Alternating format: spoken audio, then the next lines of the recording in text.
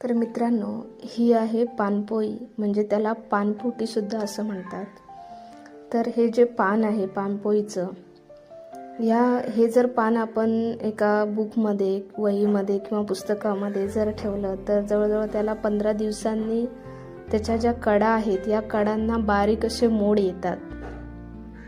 तर हे आता मी पान आहे हे जवळजवळ 15 दिवस वहीमध्ये ठेवलं होतं आणि याला आता बारीक असे बघा मोड आलेले आहेत आणि चांगलं असं झाडासारखं सुद्धा म्हणजे मोड येऊन त्याला पानंसुद्धा बारीक दिसत आहेत. तर मित्रांनो, अशा काही वनस्पती आहेत आपल्या घराच्या आजूबाजूला, त्याचा वापर आपल्या दैनंदिन जीवनामध्ये होतो. परंतु जर आपण गावाकडे राहणारी जी जुनी माणसं आहेत, ही जुनी माणसं या पानांचा दैनंदिन जीवनामध्ये या पानांचा वापर करायची.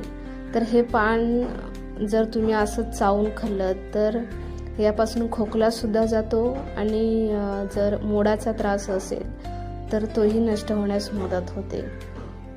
त्यानंतर हे जे पान आहे हे पान मोड आलेलं जर तुम्ही असं जमिनीमध्ये जर ते टाकलं, पुरलं तर त्याला अशा प्रकारे झाड तयार होतं पानपोईचं.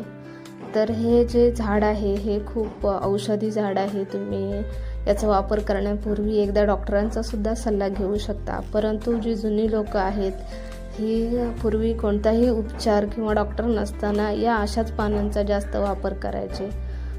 असे अनेक असे वनस्पती आहेत किंवा आपल्या घराच्या आजूबाजूला अनेक असे झाडं आहेत ज्याचा वापर आपल्याला होतो, परंतु ते आपल्याला माहीत नसतं. तर मित्रांनो, असेच नवनवीन व्हिडिओ बघण्यासाठी चॅनलला लाईक करा, सबस्क्राईब करा आणि जास्तीत जास्त लोकांना शेअर करा, जेणेकरून माझे प्रत्येक व्हिडिओज तुमच्यापर्यंत येत राहतील. धन्यवाद.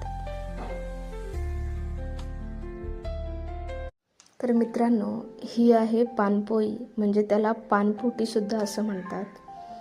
तर हे जे पान आहे पानपोईचं, हे जर पान आपण एका बुकमध्ये, वहीमध्ये किंवा पुस्तकामध्ये जर ठेवलं तर जवळजवळ त्याला 15 दिवसांनी त्याच्या ज्या कडा आहेत या कडांना बारीक असे मोड येतात. तर हे आता मी पान आहे हे जवळजवळ 15 दिवस वहीमध्ये ठेवलं होतं आणि याला आता बारीक असे बघा मोड आलेले आहेत आणि चांगलं असं झाडासारखं सुद्धा म्हणजे मोड येऊन त्याला पानंसुद्धा बारीक दिसत आहेत. तर मित्रांनो, अशा काही वनस्पती आहेत आपल्या घराच्या आजूबाजूला, त्याचा वापर आपल्या दैनंदिन जीवनामध्ये होतो. परंतु